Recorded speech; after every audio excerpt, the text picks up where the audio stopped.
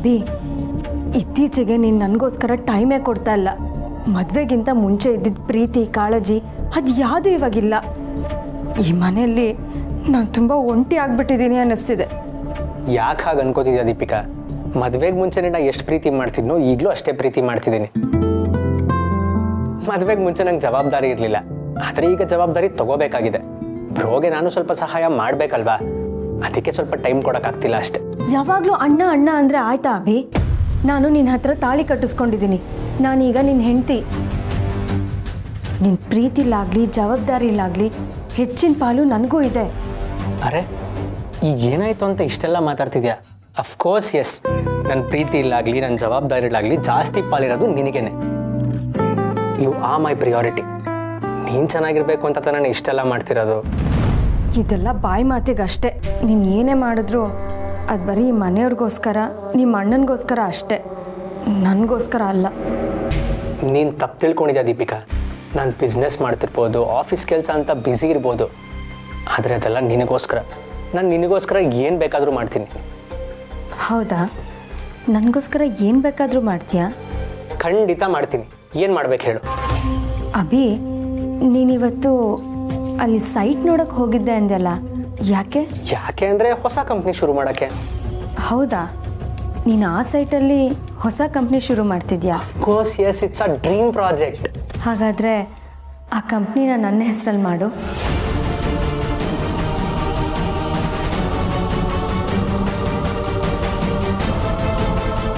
ಏನು ಮಾತಾಡ್ತಿದ್ದೆ ದೀಪಿಕಾ? ಕಂಪನಿನ ನಿನ್ನ ಹೆಸರಲ್ಲಿ ಶುರು ಮಾಡೋದ? ನೋಡು, ಈ ಕಂಪ್ನಿನ ನಂದಂತ ಆಗಿರ್ಬೋದು, ಬ್ರೋದಂತ ಆಗಿರ್ಬೋದು ಶುರು ಮಾಡ್ತಿರೋದಲ್ಲ. ಇದು ಬ್ರೋ ಮತ್ತು ಡ್ಯಾಡ್ ನಿರ್ಧಾರ. ಇದ್ರ ಬಗ್ಗೆ ನಾನು ಅವ್ರ ಹತ್ರ ಏನೂ ಕೇಳೋಕ್ಕಾಗಲ್ಲ. ಕಂಪ್ನಿ ಯಾರ ಹೆಸರಲ್ಲಿರಬೇಕೋ ಅದನ್ನು ಅವರೇ ಅನೌನ್ಸ್ ಮಾಡ್ತಾರೆ. ನೋಡಿದ್ಯಾ ಅಭಿ, ಈಗಷ್ಟೇ ನಿನಗೋಸ್ಕರ ಏನು ಬೇಕಾದ್ರೂ ಮಾಡ್ತೀನಿ ಅಂತ ಹೇಳಿದೆ. ಆದರೆ ನನಗಿರೋ ಒಂದು ಚಿಕ್ಕ ಆಸೆನೂ ನಿನ್ನ ಕೈಲಿ ಈಡೇರ್ಸೋಕ್ಕಾಗ್ತಾಯಿಲ್ಲ. ಮತ್ತೆ ಅಣ್ಣ ಅಪ್ಪ ಅಂತಲೇ ಹೇಳ್ತಿದ್ಯಾ. ಇಲ್ಲೇ ಗೊತ್ತಾಗ್ತಿದೆ ನಿನಗೆ ನನ್ನ ಮೇಲೆ ಎಷ್ಟು ಪ್ರೀತಿ ಇದೆ ಅಂತ. ದೀಪಿಕಾ, ಕಂಪ್ನಿ ಶುರು ಮಾಡೋದಕ್ಕೂ ಪ್ರೀತಿಗೂ ಯಾಕೆ ಹೋಲಿಕೆ ಮಾಡ್ತಿದ್ಯಾ? ನಿನಗಿನ್ನೂ ಟೈಮ್ ಇದೆ ಡಿಯರ್. ಮುಂದೊಂದು ದಿನ ನಿನ್ನ ಹೆಸರಲ್ಲೇ ಒಂದು ಕಂಪ್ನಿ ಶುರು ಮಾಡ್ತೀನಿ. ಅದೇ ನನ್ನ ದೊಡ್ಡ ಕನಸು. ಹೌದಾ? ನಿಜ ಹೇಳ್ತಿದ್ಯಾ ಅಭಿ?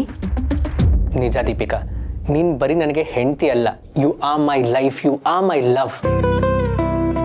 ಡೋಂಟ್ ವರಿ, ಅಂಥ ಒಂದಿನ ಬಂದೇ ಬರುತ್ತೆ. ಈಗ ಮಲಗು.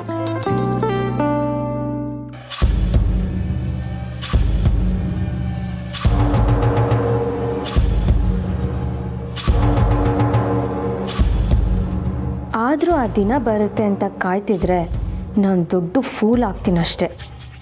ಅಷ್ಟಕ್ಕೂ ಈಗ ನೋಡಿರೋ ಜಾಗನಾಗಲಿ ಕಂಪ್ನಿನಾಗಲಿ ಇವರು ನಿನ್ನ ಹೆಸರಿಗೆ ಮಾಡಲ್ಲ ಅಭಿ. ಅದೇನೇ ಇದ್ದರೂ ಅವಿ ಹೆಸರಿಗೆ ಹೋಗುತ್ತೆ. ಅಣ್ಣ ಅಣ್ಣ ಅಂದ್ಕೊಂಡು ನೀನು ಅವನ ಹಿಂದಿಂದನೇ ಓಡಾಡ್ತಿರ್ತೀಯ ಅಷ್ಟೆ. ಹಾಗಾಗಬಾರ್ದು. ಹಾಗಾಗೋಕ್ಕೆ ನಾನು ಬಿಡಬಾರ್ದು. ಅಭಿನ ಹೇಗಾದರೂ ಮಾಡಿ ಈ ಮನೆಯಿಂದ ಆಚೆ ಕರ್ಕೊಂಡು ಹೋಗಬೇಕು.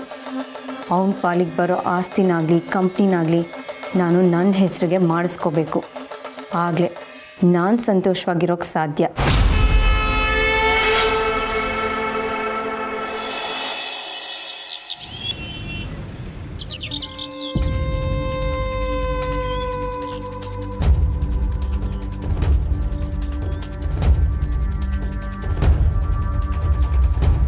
ಯಾಕ್ರೋ ಇಷ್ಟು ಹೊತ್ತು? ದುಡ್ಡು ಕೊಡ್ತೀನಿ ಅಂತ ಹೇಳಿದ್ರು ಟೈಮಿಗೆ ಸರಿಯಾಗಿ ಬರೋಕ್ಕಾಗಲ್ವಾ ನಿಮಗೆ? ಮೂದೇವಿಗಳ ಮುತ್ಕ ಏಯ್, ಬಾಯಿ ಮುಚ್ಚೋ ಸಾಕು. ಮಾತಾಡಿದ್ರೆ ಕಿರ್ಚ್ತೀಯಲ್ಲ, ನನಗೇನು ಕಿವಿ ಕೇಳಿಸೋಲ್ಲ ಅಂತ ಅಂದ್ಕೊಂಡಿದ್ದೀಯಾ? ತಗೋ ನೀನು ದುಡ್ಡು ಇಟ್ಕೊಳ.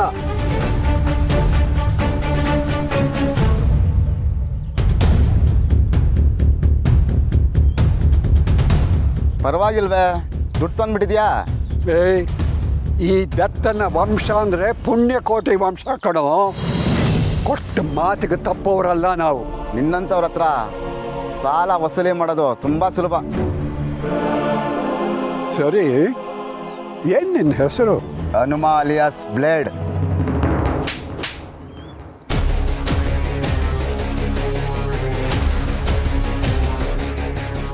ಏಯ್, ನನ್ನ ಮೇಲೆ ಕೈ ಮಾಡ್ತೀಯಾ? ಹನುಮ ಅಂತ ದೇವರ ಹೆಸರು ಇಟ್ಕೊಂಡು ರಾಕ್ಷಸನ ಹಾಗೆ ಒಂದು ಹೆಣ್ಣಿನ ಮೈ ಮುಟ್ಟೋದಕ್ಕೆ ಹೋಗಿದ್ದೀಯಲ್ಲ, ನಾಚಿಕೆ ಆಗೋದಿಲ್ಲ ನಿನಗೆ?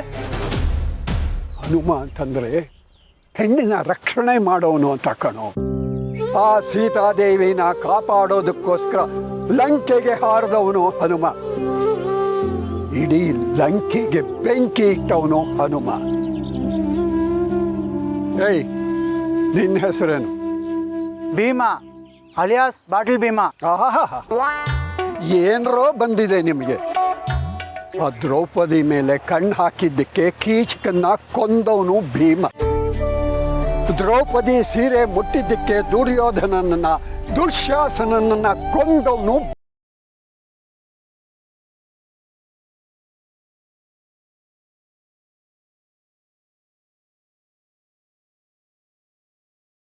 ಕಿಂಚಿತ್ತಾದರೂ ನಿಮಗೆ ಬರಲಿ ಅಂತ. ಹೀಗೆಲ್ಲ ಬೆಳಿತೀರಾ ಅಂತ ಗೊತ್ತಿದ್ದಿದ್ರೆ ನಿಮಗೆ ದುಶ್ಯಾಸನ ಅಂತನೋ ಕೀಚಕ ಅಂತಾನೋ ಹೆಸರಿಡ್ತಿದ್ರು ನಿಮ್ಮ ಅಪ್ಪ ಅಮ್ಮಂದರು. ಈ ಭೂಮಿ ಮೇಲೆ ಯಾವ ತಾಯಿ ತಂದೆ ಕೂಡ ತಮ್ಮ ಮಕ್ಕಳಿಗೆ ಆ ಥರ ರಾಕ್ಷಸರ ಹೆಸರಿಡೋದಿಲ್ಲ. ಯಾತಕ್ಕೆ ಗೊತ್ತಾ? ಅವರಿಗೆ ತಮ್ಮ ಮಕ್ಕಳು ರಾಕ್ಷಸರ ಹಾಗೆ ಬೆಳೆಯೋದು ಇಷ್ಟ ಇಲ್ಲ.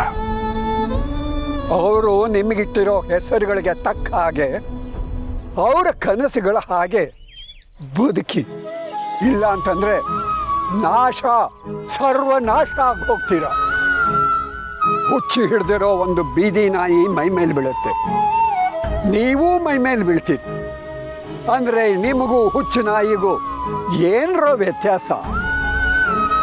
ನಿಮ್ಮ ತಾಯಿ ಮುಂದೆ ಹೀಗೆ ನಾವು ಹೆಣ್ಣನ್ನು ಮುಟ್ಟೋದಕ್ಕೆ ಅಂತ ಹೋದ್ವಿ ಅಂತ ಹೇಳಿ ನಿಮ್ಮನ್ನು ಹೆತ್ತಿದ್ದಕ್ಕೆ ಆ ತಾಯಿ ಪಶ್ಚಾತ್ತಾಪ ಪಡ್ತಾಳೆ ಕಣ್ರು. ಹೆಣ್ಣನ್ನು ಕಾಡೋನಲ್ಲ ಕಣೋ ನಿಜವಾದ ಗಂಡಸು, ಅವಳನ್ನು ಕಾಪಾಡೋನು. ನಿಮ್ಮ ಜನ್ಮಕ್ಕೆ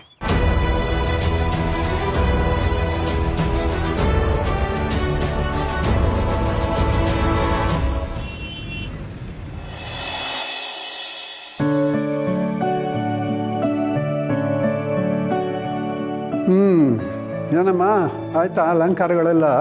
ಎಲ್ಲ ಆಗಿದೆ ತಾತ. ನೀವು ಬಂದ ತಕ್ಷಣ ಪೂಜೆ ಶುರು ಮಾಡೋಣ ಅಂತಲೇ ಕಾಯ್ತಿದ್ವಿ. ಎಲ್ಲಿ ನಿನ್ನ ಗಂಡ ಎಲ್ಲಿ ಕಾಣಿಸ್ತಾ ಇಲ್ಲ? ಬಂದೆ ಸಿರಿ, ನೀನು ಅಡುಗೆಗೆ ಅಂತ ಏನೇನು ಲಿಸ್ಟ್ ಕೊಟ್ಟಿದ್ಯೋ ಎಲ್ಲ ಐಟಮ್ಸು ತಂದಿದ್ದೀನಮ್ಮ. ತಗೋ ಸೊಸೆ ಮುದ್ದ, ಅಲ್ಲಿ ಇಟ್ಬಿಡು. ಅಪ್ಪ, ನೀನು ಕೊಟ್ಟಿದ್ದು ಎಲ್ಲ ದುಡ್ಡು ಇದಕ್ಕೆ ಖರ್ಚಾಗೋಯ್ತಮ್ಮ. ನಾನೇ ನನ್ನ ಕೈಯಾರ 160 ರೂಪಾಯಿ ಖರ್ಚು ಮಾಡಿದ್ದೀನಿ. ಮಾವ, ಹಬ್ಬದ ದಿನ ದೇವ್ರ ಮುಂದೆ ನಿಂತ್ಕೊಂಡು ಸುಳ್ಳು ಹೇಳಿದ್ರೆ ಪಾಪ ಸುತ್ಕೊಳತ್ತೆ. ನಾನೇನು ಸುಳ್ಳು ಹೇಳಿದೆ? ಅಡಿಗೆ ಸಾಮಾನು ತರೋದಕ್ಕೆ ದುಡ್ಡು ಕೊಟ್ಟಿದ್ರಿ, ಎಲ್ಲ ಪರ್ಚೇಸ್ ಮಾಡಿದ ಮೇಲೆ 160 ರೂಪಾಯಿ ಉಳೀತು. ಅದನ್ನ ಈಗಲೇ ಕೊಡ್ಲಾ ಆಮೇಲೆ ಕೊಡ್ಲಾ ಅಂತ ಕೇಳಿದೆ.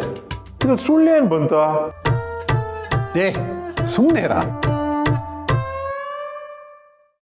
ದಡ್ಪಿಂಡ, ನೀ ಹೇಗಿದ್ರು ತುಳಸಿ ಮನೆಗೆ ಹೋಗ್ತಾ ಇದೆಯಲ್ಲ, ಹಬ್ಬಕ್ಕೆ ಅವಳನ್ನೂ ಕರ್ಕೊಂಡು ಬಾ. ಅವ್ರನ್ನ ಕರಿಬೇಕಾ? ತಾತ ಅವ್ರು ನಮ್ಮನ್ನೆಲ್ಲ ಮರ್ತ ಮನೇಲಿ ಆರಾಮಾಗಿ ಹಬ್ಬ ಮಾಡ್ತಿರ್ತಾರೆ. ಅವ್ರು ಕರೆದ್ರೆ ಬರ್ತಾರಾ? ನಾನು ಕರೆಯಲ್ಲ. ಕರಿಬೇಕು. ಗೌರಿ ಹಬ್ಬಕ್ಕೆ ಮನೆ ಮಗಳನ್ನ ಮನೆಗೆ ಕರೀದಿದ್ರೆ ಹೇಗೆ? ನೋಡು, ನೀನು ಕರಿ, ಅವಳು ಖಂಡಿತ ಬರ್ತಾಳೆ. ಹೌದು ಸಮರ್ಥ್, ಗೌರಿ ಹಬ್ಬದ ದಿನ ಮನೆ ಹೆಣ್ಮಕ್ಳಿಗೆ ಬಾಗ್ನ ಕೊಡೋದು ಪದ್ಧತಿ. ಅಮ್ಮ ಬಾಗ್ನ ತಗೊಳ್ಳೋದಕ್ಕೆ ಬಂದೇ ಬರ್ತಾರೆ.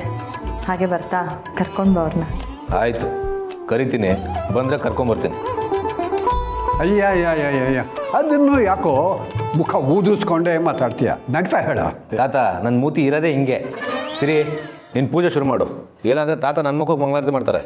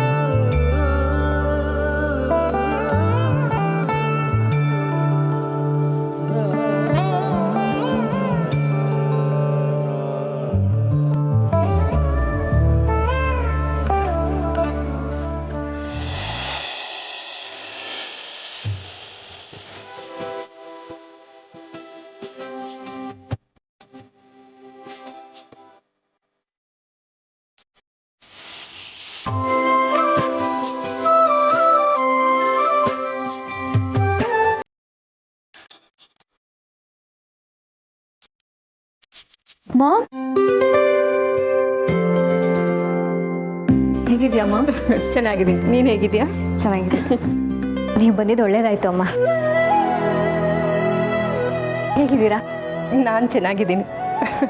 ಈ ಮನೆಗೆ ಬರೋದಕ್ಕೆ ಏನಾದರೂ ಒಂದು ನೆಪ ಹುಡುಕ್ತಾನೆ ಇರ್ತೀನಿ. ಏನು ಮಾಡೋದು, ನಿಮ್ಮನ್ನು ನೋಡ್ಬೇಕನ್ನೋ ಆಸೆ.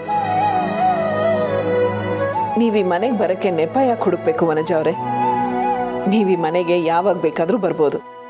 ನೀವು ಯಾವಾಗ ಬಂದರೂ ನಮಗೆ ಸಂತೋಷ.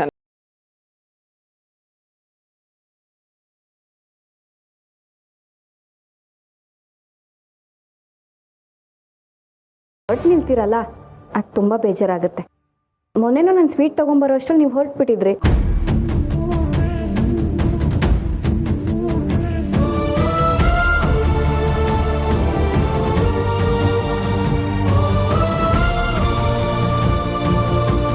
ನಾನು ಮೊದಲು ನಿಮ್ಮ ಮಗುವಿನ ಫೋಟೋ ನೋಡಿದಾಗ ನಾನು ಹಾಗೆ ಅಂದ್ಕೊಂಡಿದ್ದೆ. ಈ 2 ಸರದ ಡಿಸೈನ್ ಒಂದೇ ಅಷ್ಟೇ.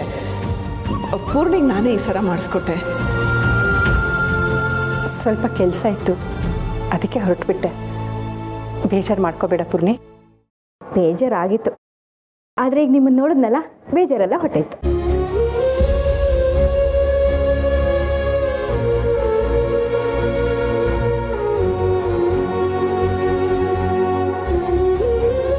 ಅಮ್ಮ, ನೀನು ಬಂದಿರೋದು ನನಗೆ ಬಾಗ್ನ ಕೊಡೋಕ್ಕೆ ತಾನೇ? ಅದ್ಬಿಟ್ಟು ಸುಮ್ಮನೆ ಮಾತಾಡ್ಕೊಂಡು ನಿಂತಿದ್ಯಲ್ಲ. ಹೌದಲ್ವಾ?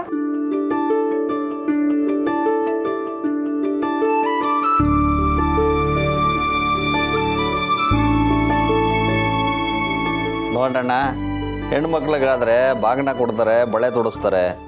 ಗಂಡಸ್ರಿಗೆ ಏನು ಕೊಡ್ತಾರೆ?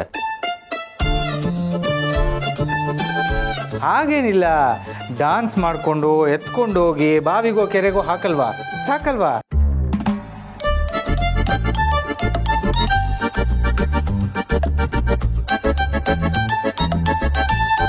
ಹಾಗೇನಿಲ್ಲ, ಗಂಡ್ಮಕ್ಳಿಗೂ ರುಚಿ ರುಚಿಯಾದ ಊಟ ಸಿಗಲ್ವಾ?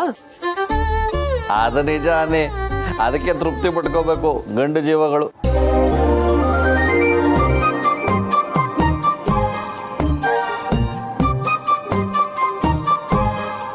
ಪಾಪ ಪೂರ್ಣಿ ಅಕ್ಕಂಗೂ ಅಪ್ಪ ಅಮ್ಮ ಅಂತ ಇದ್ದು ತವ್ರ ಮನೆ ಅಂತ ಇದ್ದಿದ್ರೆ ಯಾರಾದರೂ ಬಾಗ್ನ ತಂದು ಕೊಡ್ತಿದ್ರು.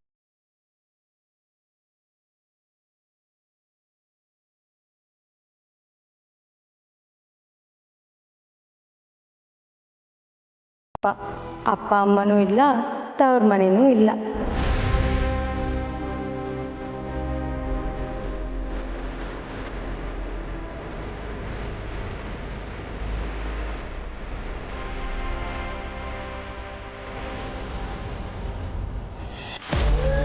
ಯಾಕೆ ದೀಪಿಕಾ ಹಾಗೆ ಹೇಳ್ತೀಯ? ಪೂರ್ಣಿಗೆ ತವ್ರ ಮನೆಯೂ ಇದೆ, ಗಂಡನ ಮನೆಯೂ ಇದೆ. ಮಾಧವ್ ಅವರು ಮತ್ತೆ ನಾನು ಅಪ್ಪ ಅಮ್ಮನೂ ಹೌದು, ಅತ್ತೆ ಮಾವನೂ ಹೌದು. ಹೌದು, ಮತ್ತೆ ಈಗ ಶಾರ್ವರೆಗೂ ತವ್ರ ಮನೆ ಇಲ್ಲ. ಹಾಗಂತ ಈ ಮನೇಲಿ ಯಾರಾದರೂ ಅವಳನ್ನ ಹೊರಗಿನವ್ರ ಥರ ಕಾಣ್ತಿದ್ದೀವಾ? ಹೌದು, ಶಾರ್ವರಿನೂ ಅಷ್ಟೇ. ಈ ಮನೆಗೆ ಸೊಸೆನೂ ಹೌದು, ಮಗಳು ಹೌದು.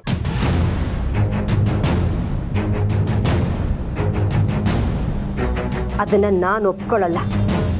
ಎಲ್ಲ ಇದ್ದು ನಾನು ಅನಾಥೆ ಆಗಿದ್ದು ನಿನ್ನಿಂದನೇ ಮಾಧವ. ನನ್ನವರು ಅಂತ ಇದ್ದವ್ರನ್ನೆಲ್ಲ ಕಳ್ಕೊಂಡಿದ್ದೆ ನಿನ್ನಿಂದ. ಆ ದ್ವೇಷಕ್ಕೆ ಪ್ರತೀಕಾರ ತೀರಿಸ್ಕೋಬೇಕು ಅಂತಾನೆ ನಾನು ಈ ಮನೆಗೆ ಬಂದಿದ್ದು, ಅನಾಥೆ ಅಂತ ಹೇಳ್ಕೊಂಡಿದ್ದು. ಇಲ್ಲಿ ಯಾರೂ ಅನಾಥರಲ್ಲ. ನಮಗೆಲ್ಲ ತಾಯಿಯಾಗಿ ಗೌರಿ ಮಾತೆ ಇರಬೇಕಾದ್ರೆ ಅನಾಥರಾಗೋದಕ್ಕೆ ಹೇಗೆ ಸಾಧ್ಯ?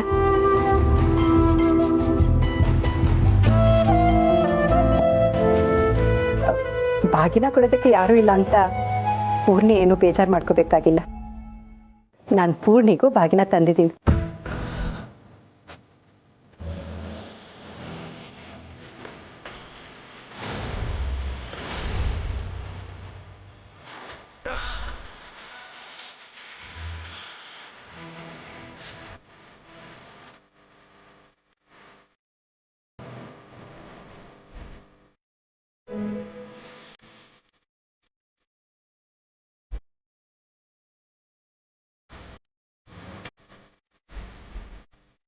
ಪೂರ್ಣಿ ದೀಪುಗೆ ಬಾಗಿನ ತರಬೇಕಾದ್ರೆ ನಿನಗೆ ತರದೇ ಇರೋದಕ್ಕೆ ಸಾಧ್ಯನಾ?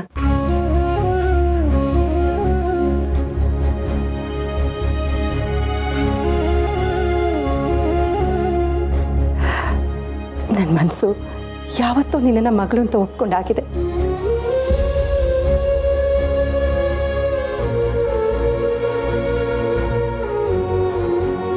ನೀನು ಹೆತ್ತವರು ಯಾರೇ ಆಗಿರಲಿ, ಆದರೆ ನೀನು ಮಾತ್ರ ಯಾವತ್ತಿದ್ರು ನನ್ನ ಮಗಳೇ.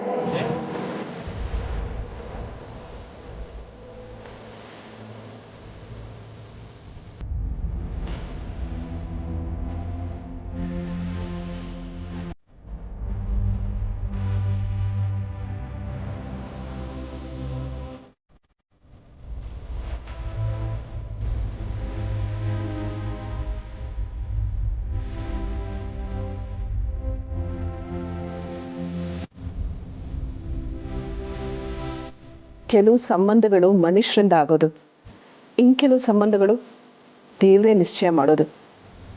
ಯಾರನ್ನು ಯಾರಿಂದ ದೂರ ಮಾಡೋದಕ್ಕಾಗೋದಿಲ್ಲ. ಪೂರ್ಣಿ, ದೀಪಿಕಾ ಬನ್ನಿ, ಗೌರಿ ಪೂಜೆ ಮಾಡೋರಂತೆ.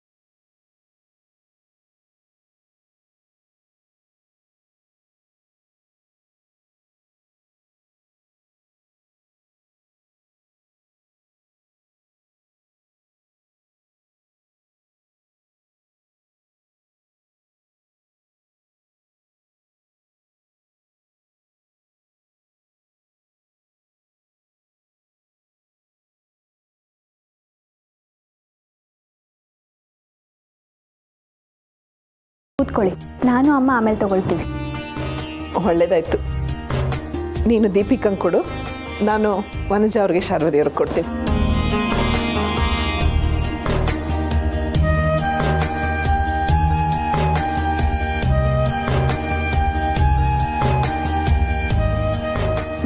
ಮುತ್ತೈದೆ ಬಾಗಿನ ತಗೋ.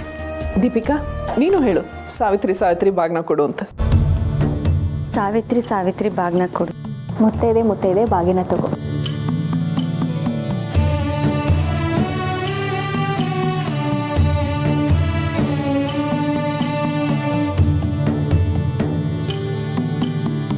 ಇದೊಂಥರ ಚೆನ್ನಾಗಿದೆ, ನಾನು ಬಾಗ್ನ ಕೊಡ್ಲಾ? ಮುಂದಿನ ವರ್ಷದಿಂದ ನೀನು ಕೊಡ್ಬೋದಂತೆ.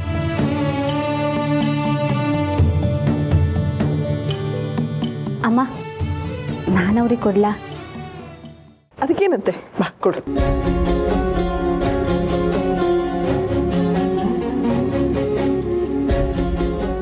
ಮುತ್ತೈದೆ ಬಾಗಿನ ತಗೋ. ಸಾವಿತ್ರಿ ಬಾಗಿನ ಕೊಡು. ಮುತ್ತೈದೆ ಬಾಗಿನ ತಗೋ.